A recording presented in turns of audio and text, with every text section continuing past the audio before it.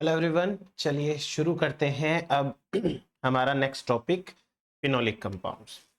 अब तक के सेशन के अंदर हमने सेकेंडरी मेटाबोलाइट्स का इंट्रोडक्शन देख लिया है। सेकेंडरी मेटाबोलाइट्स में हमने टर्पीन के बारे में पूरा कंप्लीट डिस्कशन किया है। अब हम बात करेंगे सेकेंड क्लास की, जो कि है फिनोलिक कंपाउंड्स। ठीक है, फिनोलिक कंपाउंड्स। फिनोलिक कंपाउंड्स वैसे देखा जाए तो टर्पीन के कंपैरिजन में ज्यादा इंटरेस्टिंग है।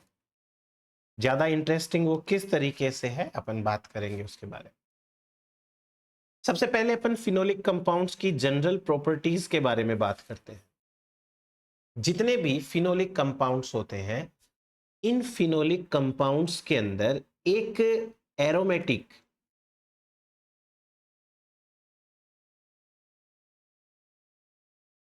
फिनोलिक रिंग होती है। एक एरोमेटिक फिनोलिक रिंग प्रेजेंट होती है और इस एरोमेटिक फिनोलिक रिंग को बोलते हैं एरीन रिंग। एरीन रिंग, ठीक है। इस तरीके से एक रिंग इनके अंदर जरूर प्रेजेंट होगी।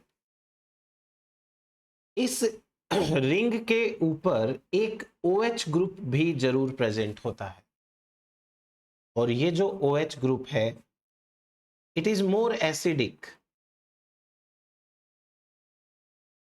Then other OH group. दूसरी OH ग्रुप के कंपैरिजन में ये वाला OH ग्रुप है वो थोड़ा ज्यादा एसिडिक नेचर का होता है। So all the phenolic compounds are characterized by the presence of an aromatic phenolic ring which is known as arene ring. इस एरीन रिंग के ऊपर एक OH ग्रुप भी प्रेजेंट होगा। ये तो हुआ अपने पास में बात इनके स्ट्रक्चर के बारे में। देन उसके बाद में फिनोलिक कंपाउंड्स के रोल्स हैं वो बहुत इंपॉर्टेंट है। जैसे phenolic compounds are present in cell wall, they are the part of cell wall. ये सेल वॉल का पार्ट होते हैं। तो हम लिग्निन पढ़ने वाले हैं आज, तो lignin is the part of cell wall. इसके अलावा ये टॉक्सिन होते हैं, टॉक्सिन्स एंड एंटीफिडेंट्स। एंटीफिडेंट्स एंटीफिडेंट्स वो कंपाउंड्स होते हैं जो खाने लायक नहीं होते, तो जिनको कोई एनिमल खा नहीं सकता है, वैसे टाइप के ये कंपाउंड्स होते हैं एंटीफिडेंट्स। फिनोलिक कंपाउंड्स फ्लावर के अंदर कलर प्रोड्यूस करने का काम भी करते हैं। कलर प्रोडक्शन इन फ्लावर, तो ये क्या काम आ रहे हैं? अट्रैक्शन के काम आ रहे हैं पॉलिनेटर्स के। पॉलिनेटर्स को अट्रैक्ट करते हैं ये काम भी इनका करता है। फिनोलिक कंपाउंड्स प्रोड्यूस करते हैं aroma, produce aroma. Smell produce करने का काम भी करते हैं, करेक्टरिस्टिक स्मेल है वो प्रोड्यूस करने का काम करते हैं। फिनोलिक कंपाउंड्स नाइट्रोजन फिक्सेशन में हेल्प करते हैं। तो ये हो गए इनके एक बार के लिए छोटे मोटे इंपॉर्टेंट रोल्स। अभी तो और बहुत कुछ बाकी है। आपको एक बहुत इंटरेस्टिंग चीज बताता हूं रिगार्डिंग फिनोलिक कंपाउंड्स। एवोल्यूशन के दौरान हमें पता है लाइफ का ओरिजिन वाटर के अंदर हुआ। ये मान लीजिए कोई वाटर बॉडी है, ये ओशन है, कोई वाटर बॉडी होगी, ओशन होगा,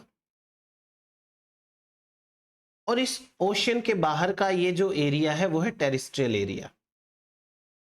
टेरिस्ट्रियल एरिया, ठीक है भाई, ये चीज तो सिंपल है, समझ में आती है अपने को। एक्वेटिक एरिया है, टेरिस्ट्रियल एरिया है।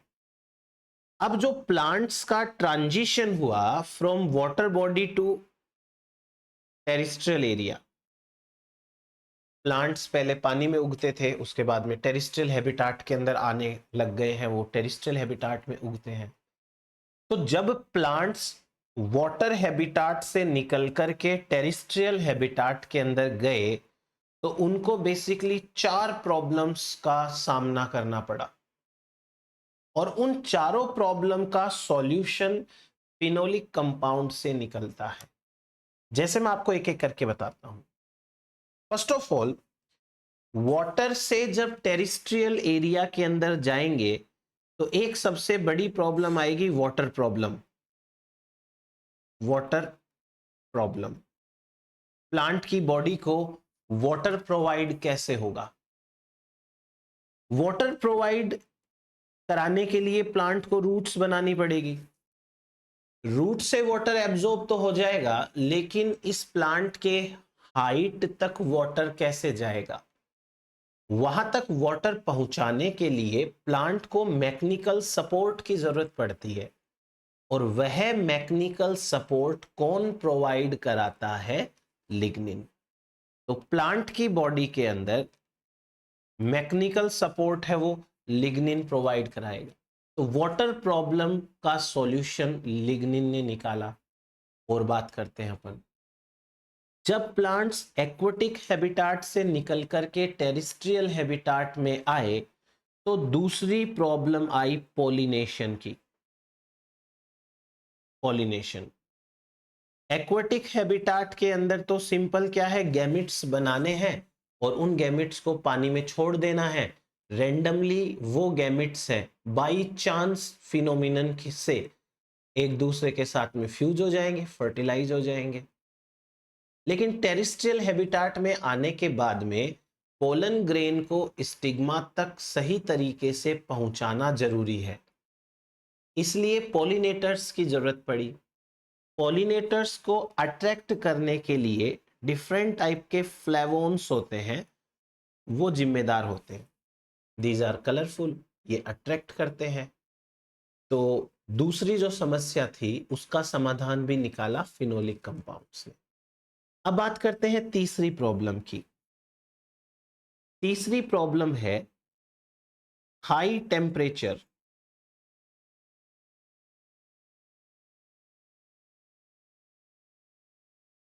And light. ऐसे जब पानी के अंदर प्लांट रहेगा तो उसे टेम्परेचर और लाइट कंडीशंस कम फील होगी। इसका एक सिंपल सा एग्जांपल हम अपने साथ ले सकते हैं। स्विमिंग पूल के अंदर कभी हम गए हैं, तो जब स्विमिंग पूल के अंदर रहते हैं तो हमें हीट कम फील होती है, बाहर निकलते हैं तो हीट ज्यादा फील होती है। वैसे ही प्लांट्स जब पानी के अंदर रहते हैं तो उनको गर्मी हीट कम फील होता है, लेकिन जब वो पानी के बाहर निकले तो उन्हें हीट ज्यादा फील हुआ। इसका समाधान भी निकाला फिनोलिक कंपाउंड्स ने, और वो है आइसोफ्लेवोनोइड्स। आइसोफ्लेवोनोइड्स, इन्होंने प्लांट को बचाया हाई लाइट इंटेंसिटी से। फिर उसके बाद में चौथी प्रॉब्लम है नाइट्रोजन की। नाइट्रोजन, एक्वेटिक हैबिटाट के अंदर किसी ना किसी टाइप का ब्लू ग्रीन एल्गी मिल जाएगा जो कि नाइट्रोजन को फिक्स करता रहे और वाटर में रिलीज करता रहे। लेकिन टेरिस्ट्रियल हैबिटाट के अंदर नाइट्रोजन फिक्सेशन एक बड़ी प्रॉब्लम है। उस प्रॉब्लम का सॉल्यूशन निकाला फ्लेवोन्स एंड आइसोफ्लेवोनॉइड्स ने। फ्लेवोन्स एंड आइसोफ्लेवोनॉइड्स। जब मैंने आपको नाइट्रोजन फिक्सेशन पढ़ाया था तब मैंने बताया था राइजोबियम बैक्टीरिया को अट्रैक्ट करने के लिए प्लांट रूट्स कुछ सेकेंडरी मेटाबोलाइट्स रिलीज करते हैं, and these secondary metabolites are basically belong to phenolic group. तो फिनोलिक कंपाउंड्स है वो नाइट्रोजन फिक्सेशन में भी हेल्प करते हैं। एक प्लांट जब कभी भी एक्वेटिक हैबिटाट से निकल करके टेरिस्ट्रियल हैबिटाट में आएगा तो उसे ये सब चीजों का सामना करना पड़ेगा, और इन सब चीजों का जो सॉल्यूशन है वो है फिनोलिक कंपाउंड्स। तो एक लाइन लिखिए, आप लिखिए the transition of early vascular plants, the transition of early vascular plants from aquatic habitat to terrestrial habitat, from aquatic habitat to terrestrial habitat was successful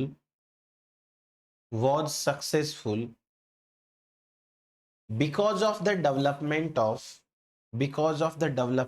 of chemical compounds generally known as phenolics.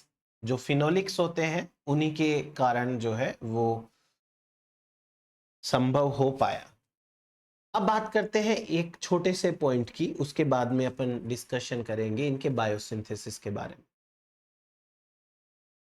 Simply बात यह है कि phenolic compounds का classification किस basis पे किया जाता है। तो इनके क्लासिफिकेशन के दो बेसिक्स होते हैं। पहला बेसिक होता है नंबर ऑफ फिनोलिक रिंग्स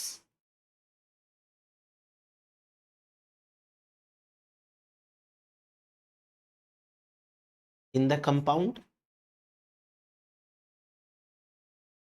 किसी भी कंपाउंड के अंदर कितनी फिनोलिक रिंग है उस पर डिपेंड करेगा। दूसरा है functional group on phenolic ring. Functional group on phenolic ring. Phenolic ring के ऊपर कौन सा फंक्शनल ग्रुप जुड़ा है उस पर भी डिपेंड करेगा, और कितनी फिनोलिक रिंग्स हैं उनके ऊपर भी डिपेंड करेगा।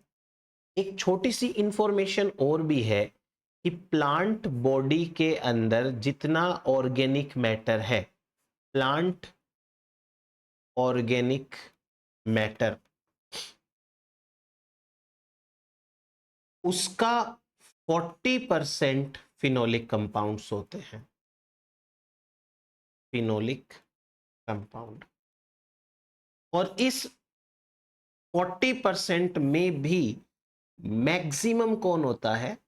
इसमें से भी मैक्सिमम होता है आपका लिग्निन।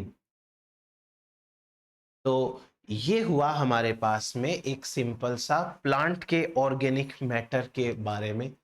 अब हम बात करेंगे इनके बायोसिंथेसिस से रिलेटेड।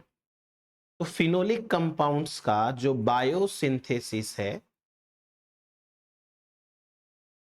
फिनोलिक कंपाउंड का बायोसिंथेसिस, वो हम देखते हैं किस तरीके से कर सकते हैं। बायोसिंथेसिस फिनोलिक कंपाउंड्स का 3 एमिनो एसिड से होता है।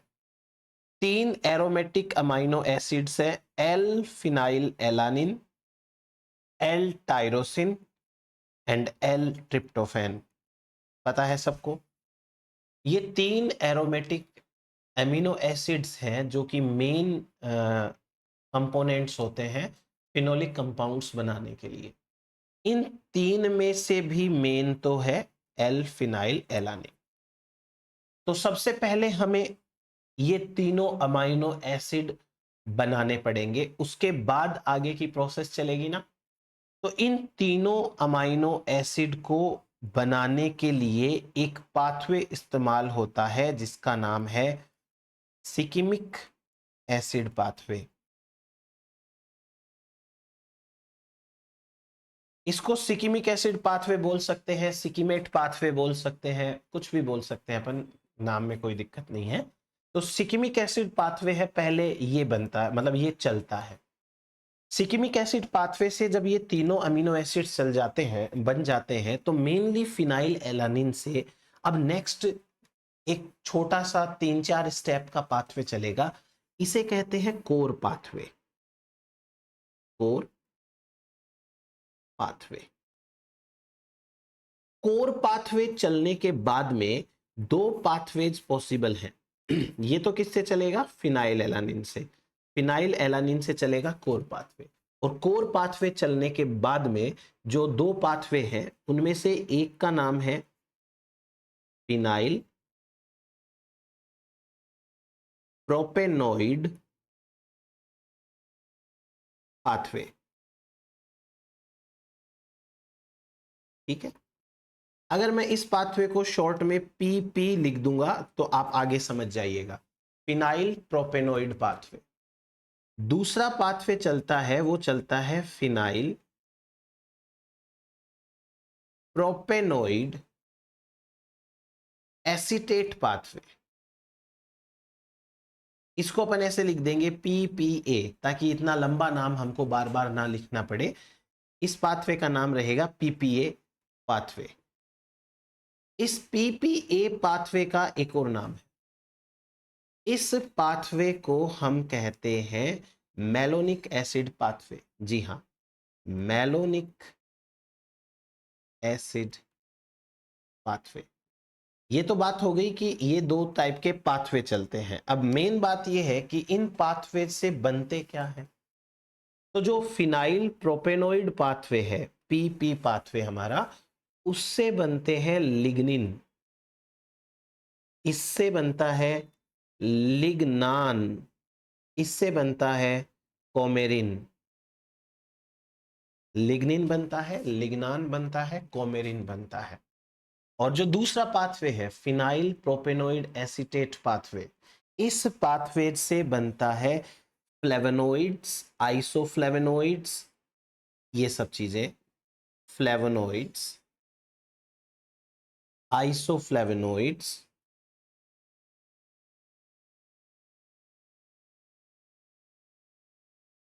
आइसोफ्लेवोनोइड्स, स्टिल्बीन एटसेट्रा, और आएंगे आके तो अपन तब बात कर लेंगे। ये इतना सा बात क्लियर हुआ अपना।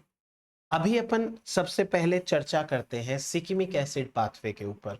सिकिमिक एसिड पाथवे सिकिमेट पाथवे भी कहलाता है, कौन से लिविंग ऑर्गेनिज्म में चलता है, सारी चीजें अपन डिस्कस कर लेंगे यहाँ पे। सो हेडिंग डाल सकते हैं आप, सिकिमिक एसिड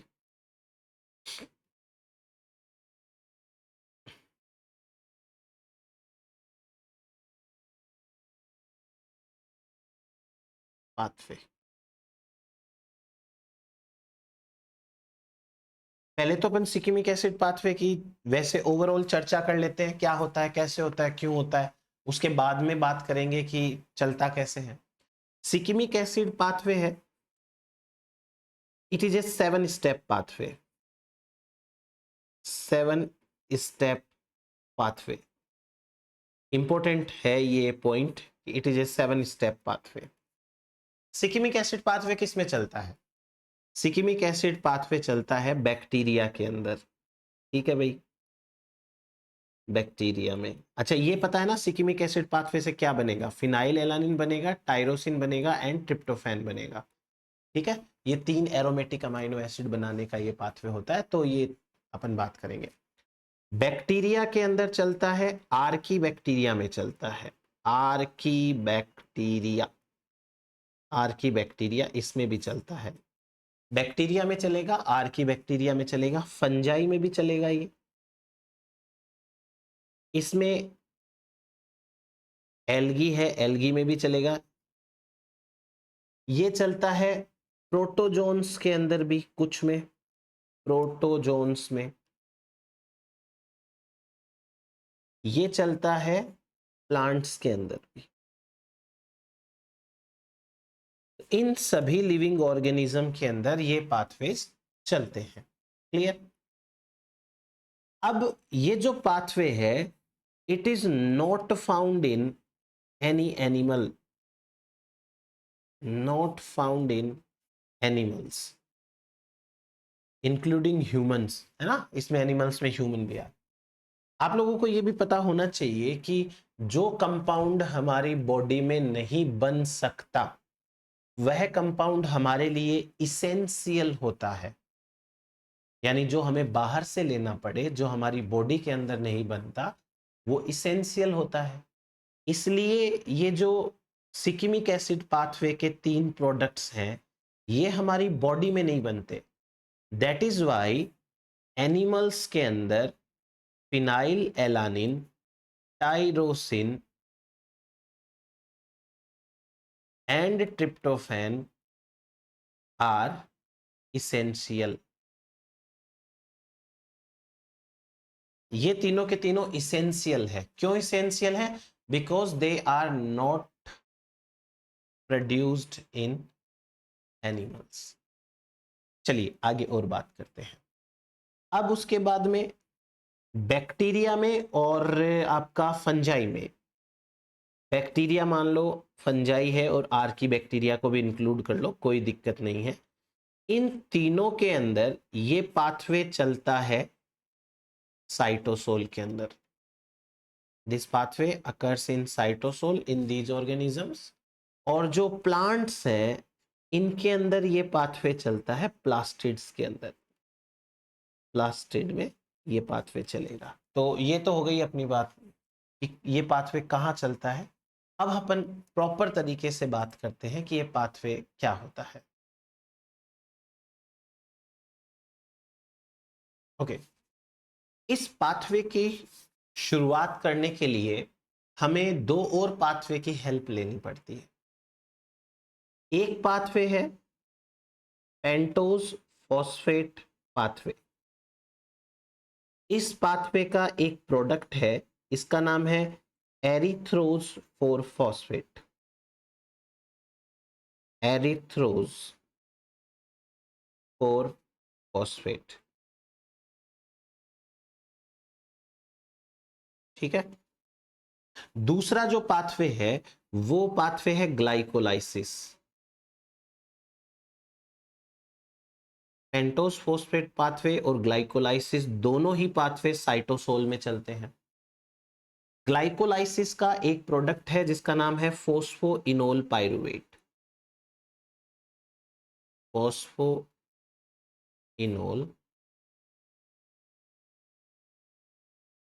पाइरुवेट। अब आपको यह पता है कि एरिथ्रोज 4 फॉस्फेट है वो 4 कार्बन का है और ये फोस्फोइनोल पाइरुवेट है वो 3 कार्बन का है। तो ये तो हो गए 2 शुरुआती मॉलिक्यूल्स। इनके ऊपर एक एंजाइम काम करेगा, सबसे पहला स्टेप है। और इस फर्स्ट स्टेप के अंदर एक एंजाइम काम करेगा जिस एंजाइम का वैसे तो ग्रुप होता है एल्डोलेज। ये एंजाइम एल्डोलेज ग्रुप का है, पर इस एंजाइम का नाम इसके बनने वाले इंटरमीडिएट के नाम पे है। अगला जो इंटरमीडिएट बनेगा ना इसमें, इसके नाम पे है। तो जो अगला इंटरमीडिएट बनता है वो ये बनता है 3 डीऑक्सी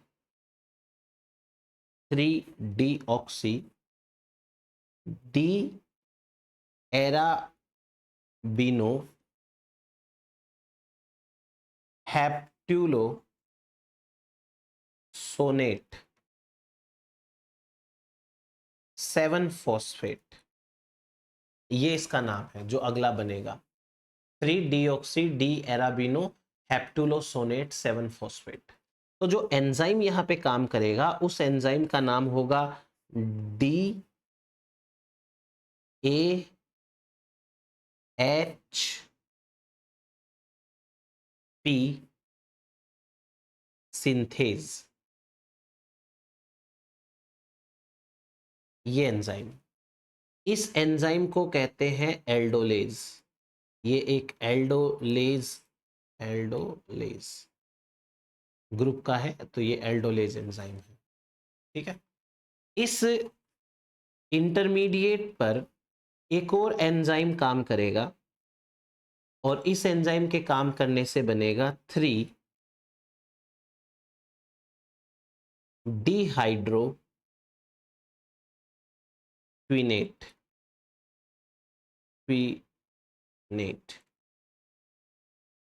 अब इसे बनाने के लिए जो एंजाइम काम आया उसका नाम है 3 डिहाइड्रो क्विनेट सिंथेज इस स्टेप के अंदर ये जो कंपाउंड बना DAHP, ये लीनियर कंपाउंड है एक्चुअली, ये सीधा सीधा कंपाउंड है, लेकिन अभी ये साइक्लिक कंपाउंड बन गया। तो इस स्टेप में बेसिकली क्या हुआ, साइक्लाइजेशन हुआ, साइक्लाइज्ड। जो 7 कार्बन का इंटरमीडिएट बना था वो साइक्लाइज्ड हो गया। नेक्स्ट स्टेप की बात करते हैं। इन द नेक्स्ट स्टेप एक कंपाउंड बनता है जिसका नाम है 3-डिहाइड्रोसिकीमेट। 3-डिहाइड्रोसिकीमेट। इस कंपाउंड को बनाने के लिए जो एंजाइम है वो है 3-डिहाइड्रोक्विनेट डिहाइड्रेटेज, डिहाइड्रेटेज। बेसिकली ये एंजाइम क्या करता है, एक वाटर का मॉलिक्यूल निकालता है। तो वाटर मॉलिक्यूल निकलने की प्रोसेस को कहते हैं डिहाइड्रेशन। तो यहां हुआ डिहाइड्रेशन, ठीक है, ये सेकंड स्टेप हो गया। अब उसके बाद में third step. In the third step अभी नेक्स्ट कंपाउंड बनेगा सिकीमेट। सिकीमेट, सिकीमेट बनाने के लिए यहां एक एंजाइम काम करेगा जिसका नाम है सिकीमेट डिहाइड्रोजिनेज। एंजाइम का नाम है सिकीमेट डिहाइड्रोजिनेज। सिकीमेट डिहाइड्रोजिनेज रिडक्शन करवा, मतलब इस स्टेप में रिडक्शन होगा। एक NADPH की आवश्यकता है और इससे बनेगा NADP। ये हो गया हमारे पास में 3-डिहाइड्रोसिकीमेट का रिडक्शन। तो इस स्टेप को कहेंगे रिडक्शन स्टेप, यही तो बात है। तो आप ये देखिए कि 3 इंपॉर्टेंट स्टेप हुए हैं। पहले का नाम है साइक्लाइज, मतलब साइक्लाइजेशन, दूसरा है डिहाइड्रेशन और तीसरा है रिडक्शन। इनको ऐसे याद करें, CDR, साइक्लाइजेशन, डिहाइड्रेशन, रिडक्शन, और सिकीमेट बन गया। ठीक है, अब इस सिकीमेट के ऊपर एक काइनेज एंजाइम काम करेगा, सिकीमेट काइनेज, सिंपल सा। और जब इसके ऊपर एंजाइम काम करेगा सिकीमेट काइनेज,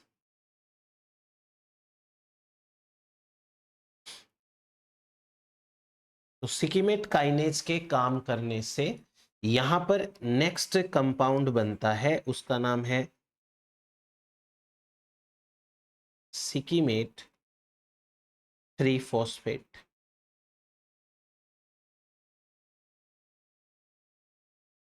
सिकीमेट 3-फॉस्फेट। यहाँ पर ओबियस सी बात है, एक ATP का खर्चा तो जरूर होगा, बट सिकीमेट 3-फॉस्फेट बन जाता है। तो हम पहुंच गए हैं सिकीमेट 3-फॉस्फेट के ऊपर। ये जो सिकीमेट 3-फॉस्फेट है, इस सिकीमेट 3-फॉस्फेट के ऊपर एंजाइम काम करता है एक वेरी वेरी इंपॉर्टेंट, जिसका नाम है EPSP synthase. EPSP synthase enzyme काम करेगा। यहां एक और फोस्फोइनोल पाइरुवेट काम आएगा। इसमें से फोस्फेट तो निकल जाएगा और फोस्फो और इनोल पाइरुवेट है वो यहां पे यूटिलाइज हो जाएगा। अब नेक्स्ट बनेगा कंपाउंड 5-इनोल पाइरुविल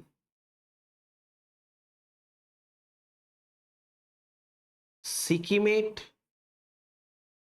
3-फॉस्फेट। 5-इनोल पाइरुविल सिकीमेट 3-फॉस्फेट, ये यहां पर कंपाउंड बना। इसी को तो कहा है EPSP। इस 5-इनोल पाइरुविल सिकीमेट 3-फॉस्फेट के ऊपर एक एंजाइम काम करेगा। इस एंजाइम का नाम है कोरिस्मेट। कोरिस्मेट सिंथेज। कोरिस्मेट सिंथेज काम करता है, यहां से इनऑर्गेनिक फॉस्फेट निकल जाती है, नेक्स्ट कंपाउंड बना कोरिस्मेट। कोरिस्मेट, कोरिस्मेट कंपाउंड को कहते हैं ब्रांच पॉइंट। ब्रांच पॉइंट क्यों कहते हैं? क्योंकि यहां पर दो अलग अलग अगर एंजाइम्स काम करेंगे तो दो अलग अलग रास्ते में इंटरमीडिएट्स बनेंगे। कोरिस्मेट के ऊपर एक एंजाइम काम करेगा, कोरिस्मेट म्यूटेज। कोरिस्मेट म्यूटेज, और जब कोरिस्मेट म्यूटेज काम करेगा तो बनेगा फिनाइल एलानिन टायरोसिन।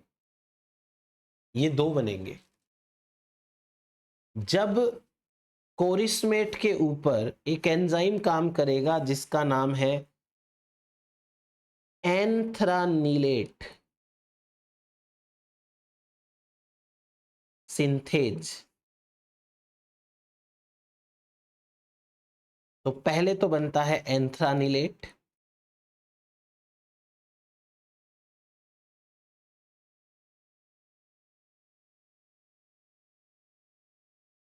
और इस एंथ्रानिलेट से बनता है ट्रिप्टोफैन। तो भाई एक बार अपना फॉर्मली ये पाथवे कंप्लीट हो गया। अभी इस पाथवे में और हम बहुत सारी चीजें सीखेंगे, अच्छी अच्छी बढ़िया बढ़िया चीजें हैं जिन पे एग्जाम में आराम से क्वेश्चन बन सकते हैं। ऐसी चीजें के ऊपर हम डिस्कशन करेंगे इसमें। अभी जैसे ये जो पाथवे आपको दिखाई दे रहा है, it is the best example of, one of the best example of feedback inhibition. Feedback inhibition का एक बहुत अच्छा उदाहरण है यह पाथवे।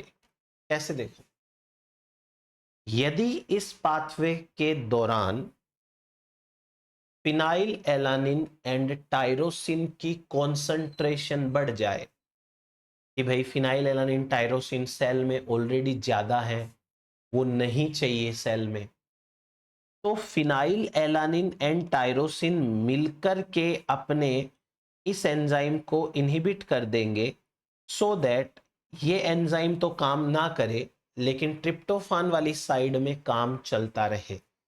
क्योंकि ज्यादा कौन हुआ है? Phenyl alanine and tyrosine, tryptophan ज्यादा नहीं हुआ है, इसलिए ट्रिप्टोफैन काम करता रहेगा। इनकेस मान लीजिए कि ट्रिप्टोफैन की कॉन्सेंट्रेशन ज्यादा हो जाए और फिनाइल एलानिन एंड टायरोसिन की कॉन्सेंट्रेशन ज्यादा ना हो, तो ट्रिप्टोफैन इनहिबिट करता है एंथ्रानिलेट सिंथेज को। एंथ्रानिलेट सिंथेज को इनहिबिट करता है, तो ये इधर वाला इनहिबिट हो जाएगा लेकिन वो चलता रहेगा कंटिन्यू। तो ये एक और बात हो गई। उसके बाद मान लीजिए कि कभी तीनों ही अमीनो एसिड की कॉन्सेंट्रेशन ज्यादा हो जाए, तो यदि तीनों अमीनो एसिड की कॉन्सेंट्रेशन ज्यादा है तो इस पाथवे को चलाने का अभी कोई मतलब नहीं है। तो सबसे पहले एंजाइम का फीडबैक इनहिबिशन होता है।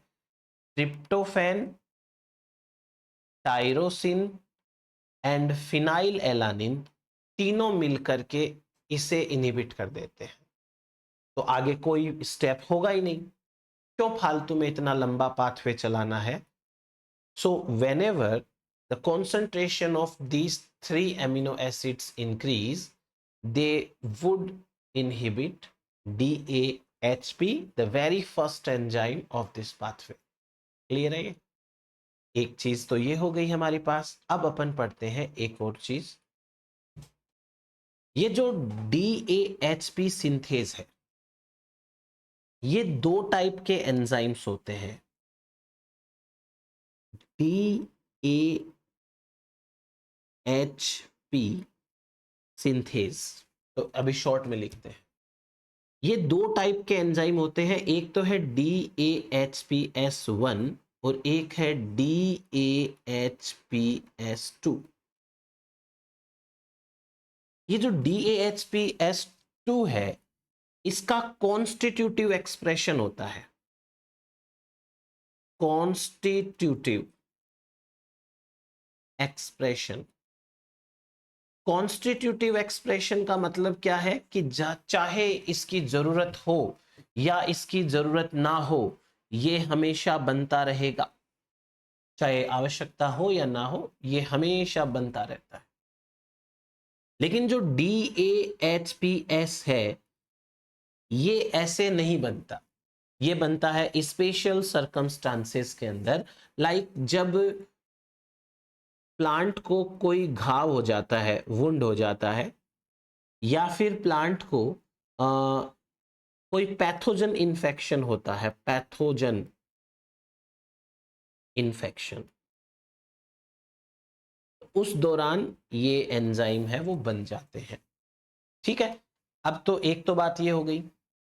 उसके बाद में हमारे पास में जो EPSPS है, EPSPS एंजाइम, इसके बारे में भी खास बातें करनी है अपने को।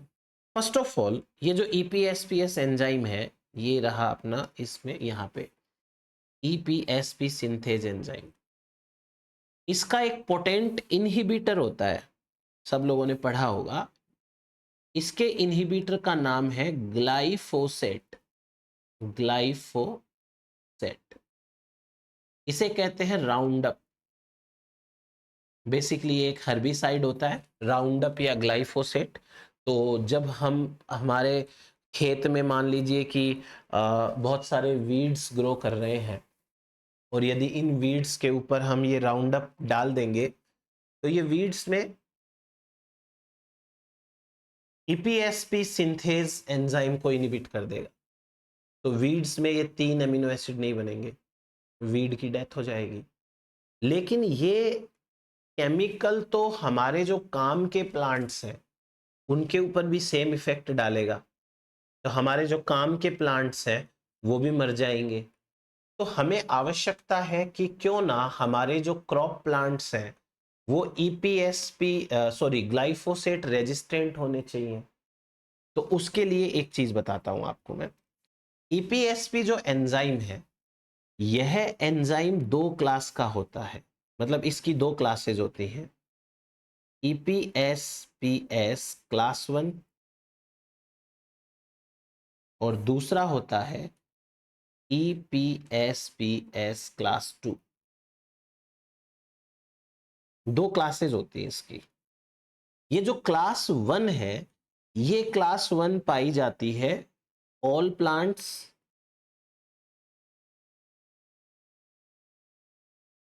बैक्टीरिया और E. coli को इंक्लूड करते हुए इनमें पाई जाती है। यह क्लास जब, मतलब यह जो क्लास है एंजाइम की, यानी ये जो एंजाइम है क्लास 1 का, it is sensitive to round up. ये राउंड अप के लिए सेंसिटिव है भाई, कोई बात नहीं, जो है सो है। और जो क्लास 2 वाला एंजाइम है, it is present in agrobacterium. Agrobacterium agrobacterium का एक स्ट्रेन है, स्ट्रेन का नाम है CP4, उसमें पाया जाता है agrobacterium strain CP4। and the enzyme of this agrobacterium strain CP4 is Roundup resistant। Roundup resistant, इसको कुछ नहीं होता राउंड अप से। इसलिए ये जो क्लास 2 वाला EPSP है, इसका जीन निकाल करके हमारी फसलों के अंदर इंट्रोड्यूस किया जाता है, ताकि हमारी जो फसल है वो भी कैसी बने, वो भी राउंड अप रेजिस्टेंट बन जाए। तो यहां तक हमारे पास में बन गए हैं 3 एमिनो एसिड्स। अब इन तीनों एमिनो एसिड्स पे आगे बात करते हैं क्या होता है इनके साथ में। मैंने जैसे आपको बताया था कि मेनली फिनाइल एलानिन है, उससे आगे रेस्पॉन्स आएगा, मेनली उससे बनते हैं। तो जैसे मान लीजिए कि मैं कहूं ये फिनाइल एलानिन है, फिनाइल एलानिन के ऊपर एक एंजाइम काम करेगा, उस एंजाइम का नाम है फिनाइल एलानिन अमोनिया लाएज। इस एंजाइम पे हम अलग से चर्चा करेंगे, अभी मैं एक बार शॉर्ट में नाम लिख देता हूं, PAL, फिनाइल एलानिन अमोनिया लाएज। जब यह एंजाइम काम करता है तो एक कंपाउंड बनता है, इसे कहते हैं सिनेमिक एसिड। सिनेमिक एसिड के ऊपर एक दूसरा एंजाइम काम करता है and that enzyme is known as C4H। This C4H is cinnamate 4 hydroxylase, 4 hydroxylase, cinnamate 4 hydroxylase।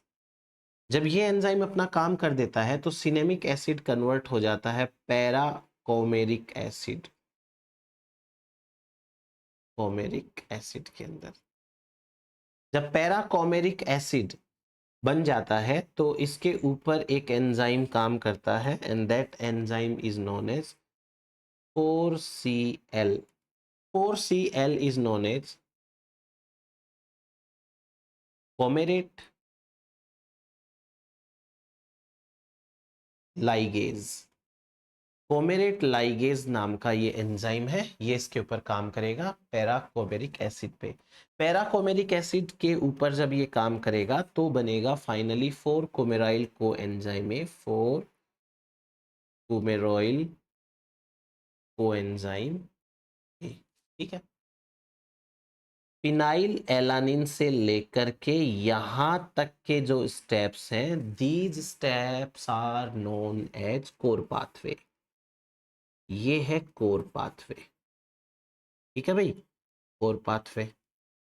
अब इस कोर पाथवे के बाद आगे यहां पर काम करता है अलग पाथवे, और उस अलग पाथवे का नाम है फिनाइल प्रोपेनोइड एसीटेट पाथवे। बताया था ना मैंने अभी, जिससे आइसोफ्लेविनोइड्स वगैरह बनते हैं। और दूसरा पाथवे यदि काम करेगा फिनाइल प्रोपेनोइड पाथवे, तो इससे लिग्निन्स वगैरह बनेंगे। अभी ध्यान से समझिएगा जो मैं आपको समझाने की कोशिश कर रहा हूं इतनी देर से।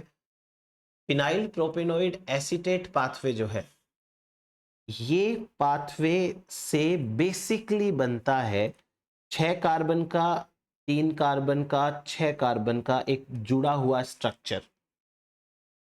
6 कार्बन की रिंग होगी ऐसे, और ये 3 कार्बन का ब्रिज होता है ऐसे, और फिर से एक 6 कार्बन की रिंग है। देखो, 1 carbon, 2 carbon, 3 carbon, 4 carbon, 5 carbon, 6 carbon, ये है C6। 1 कार्बन, 2 बीच में कार्बन, एक तीसरा कार्बन, ये है C3। और 1 carbon, 2 carbon, 3 carbon, 4 carbon, 5 carbon, 6 carbon, ये है C6। इस पाथवे से ये वाली बेसिक स्ट्रक्चर बनती है और इसके आगे अलग कंपाउंड्स बनेंगे। जो फिनाइल प्रोपेनोइड पाथवे है, इस फिनाइल प्रोपेनोइड पाथवे से बनता है C6C3 कंपाउंड, और ये जो C6C3 कंपाउंड है, यह C6C3 कंपाउंड कुछ इस तरीके से, ये 6 कार्बन का हो गया एक रिंग, क्योंकि रिंग होना तो जरूरी है, और ये 3 कार्बन का एक कंपाउंड और हो गया, ये बनते हैं। जब ये फिनाइल प्रोपेनोइड एसीटेट पाथवे चलता है तो इससे बनते हैं flavonoids,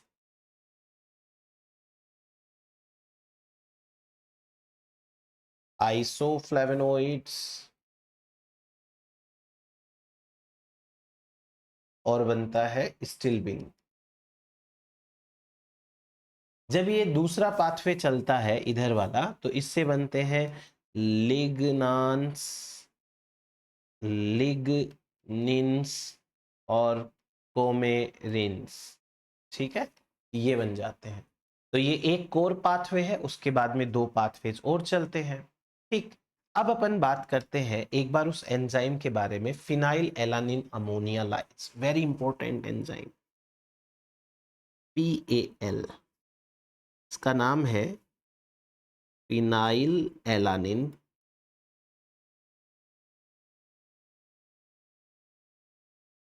ammonia lyase,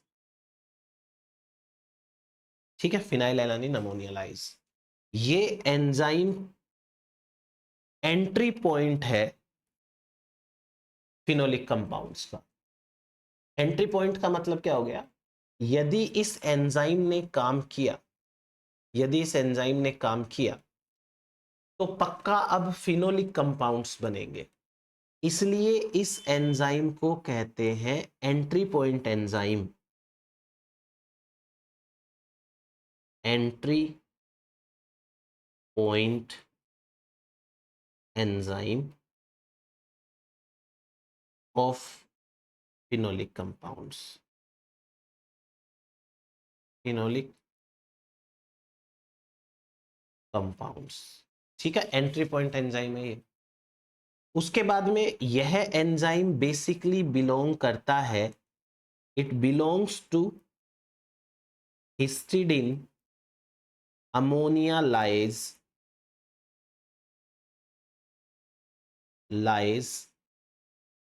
HAL gene family, gene family, ये इससे बिलोंग करता है, इसकी फैमिली का नाम मतलब ये है, ठीक है तो ये phenyl alanine ammonia lies, but ये हिस्टिडीन अमोनिया लाइज फैमिली का मेंबर होता है। ये एंजाइम वाइड स्प्रेड है, ये एंजाइम सब में प्रेजेंट है, सब में इन द सेंस बताऊंगा अभी। ये वाइड स्प्रेड है, जो प्रेजेंट होता है प्लांट्स के अंदर, एनिमल्स के अंदर, सॉरी फंजाई के अंदर, प्लांट्स में प्रेजेंट है, फंजाई में प्रेजेंट है, माइक्रोब्स में भी प्रेजेंट है, एज वेल एज एनिमल्स में भी प्रेजेंट है, ठीक है भाई। जहां जहां ये है वहां वहां के नाम लिख लेंगे अपन। देन इस एंजाइम के बारे में ठीक है इतना ही है, तो ये इस एंजाइम के बारे में थोड़ा सा ध्यान रख लेना है। अब आगे बात करते हैं हम एक और चीज के बारे में। चलिए, जो फिनोलिक कंपाउंड्स बनने के पाथवेज हैं उसमें से पहला पाथवे है phenyl propanoid pathway, phenyl propanoid pathway, ठीक है। फिनाइल प्रोपेनोइड पाथवे में हम एक बार पिछला पाथवे शामिल करके बात करते हैं, स्टार्टिंग से स्टार्ट करते हैं। हमारे पास में एक पाथवे था, इस पाथवे का नाम है सिकिमिक एसिड पाथवे, सिकिमेट पाथवे लिख लेते हैं। ये जो सिकिमेट पाथवे है, इस सिकिमेट पाथवे से हमें 3 टाइप के अमीनो एसिड मिलेंगे, एक तो मिलेगा टायरोसिन, एक मिलेगा फिनाइल एलानिन, एक मिलेगा ट्रिप्टोफैन। एक तो ये बात हो गई हमारी।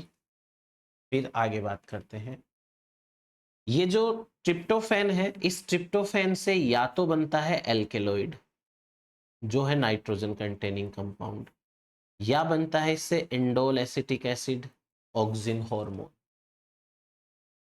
सिकिमिक एसिड पाथवे से कुछ और प्रोडक्ट्स भी बनते हैं, जिनमें से एक का नाम है प्रोटोकैटेक्विक एसिड, प्रोटोकैटेक्विक एसिड, ये बना। उसके बाद में इसी पाथवे के दौरान बनता है gallic acid, gallic acid, gallic acid से बनता है hydrolysable tannin, hydrolysable tannin, gallic acid. फिर उसके बाद में जो फिनाइल एलानिन है, इस फिनाइल एलानिन के ऊपर एक एंजाइम काम करता है जिसका नाम है PAL, phenyl alanine ammonia lies, बात करी थी अपन। सिनेमिक एसिड बनता है, सिनेमिक एसिड। इस प्रोसेस के दौरान डीएमिनेशन होता है, डीएमिनेशन ट्रिप्टोफैन का भी होता है। डी एमिनेशन का मतलब है एमिनो ग्रुप हट जाता है। यदि एमिनो ग्रुप यहीं पे रहेगा तो एमिनो ग्रुप यहां रहेगा, तो यहां पर एमिनो ग्रुप के रहने के कारण यहां पर इजी वे में ये तो नाइट्रोजन कंटेनिंग कंपाउंड बन जाएंगे। हमको नाइट्रोजन कंटेनिंग कंपाउंड थोड़ी बनाने हैं, फिनोलिक कंपाउंड बनाने हैं। टायरोसिन वाला जो पाथवे है, मतलब टायरोसिन से फिनोलिक कंपाउंड्स बनना, वो ग्रासेस के अंदर ज्यादा चलता है। ग्रासेस में टायरोसिन के ऊपर काम करेगा, मतलब टायरोसिन का डीएमिनेशन होगा तो बनेगा पैराकोमेरिक एसिड। पैराकोमेरिक एसिड से बनेगा 4 हाइड्रोक्सी सिनेमिक एसिड।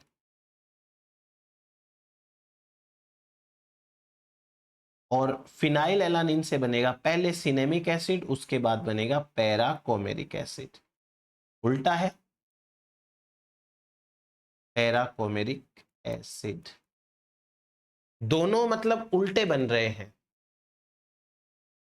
पहले बन रहा है पैराकोमेरिक एसिड टायरोसिन से, बाद में सिनेमिक एसिड, और फिनाइल एलानिन से पहले सिनेमिक एसिड बाद में पैराकोमेरिक एसिड। एक स्टेप उल्टा पुल्टा है।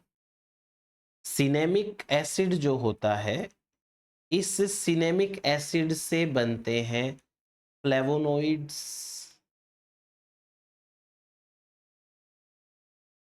और फ्लेवोनोइड्स यदि बनेंगे तो कंडेंस्ड टेनिन बनेगा। Condensed tannin. वेल, पैराकोमेरिक एसिड है, इस पैराकोमेरिक एसिड से कोमेरिन्स बनते हैं। इससे बनता है फेरुलिक एसिड। फेरुलिक एसिड से बनता है लिग्निन। पैराकोमेरिक एसिड से ही एक और स्टेप में बनेगा 7 हाइड्रोक्सी कोमेरिन। तो ये तो हो गया एक पाथवे अपना, फिनाइल प्रोपेनोइड पाथवे। अब अपन बात करते हैं दूसरे पाथवे की, जिसका नाम है फिनाइल प्रोपेनोइड एसीटेट पाथवे।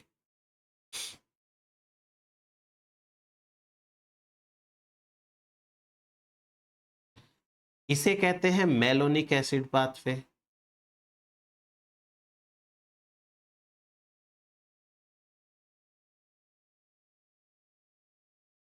इस पाथवे में क्या होता है, देखो आपको ये वाले पाथवेज एज सच याद नहीं करने हैं, क्योंकि एग्जाम में आपसे ये कोई नहीं पूछेगा कि इस पाथवे के स्टेप्स बताइए, या इस पाथवे के करेक्ट सीक्वेंस में स्टेप्स क्या है, कोई नहीं पूछेगा। बट सिंपल सिंपल सी चीजें हैं, वो पता होनी चाहिए कौन से पाथवे में क्या बन रहा है। उसके लिए अपन बात कर रहे हैं यहाँ पे सारी की सारी। चलिए अपन इस पाथवे को भी समझ लेते हैं। यह पाथवे बेसिकली स्टार्ट होता है मेलोनाइल कोएंजाइम ए की 3 यूनिट से। मेलोनाइल कोएंजाइम ए, इसकी 3 यूनिट्स काम आती है, मतलब 3 मेलोनाइल कोएंजाइम है। इसके साथ में या तो एक कंपाउंड, एक यूनिट सिनामोइल कोएंजाइम ए है, या फिर पैरा कोमेराइल कोएंजाइम ए है। इन दोनों में से कोई एक काम आता है, 1 यूनिट। तो टोटल 4 यूनिट हो गई। एक यूनिट तो इन दोनों में से कोई एक, और 3 यूनिट ये, तो ये हुआ हमारे पास में। अब यहां से 2 ऑप्शंस हैं। पहला option, first option is stilbene synthase. Stilbene synthase से बनेगा स्टिल बीन, और चालकोन सिंथेज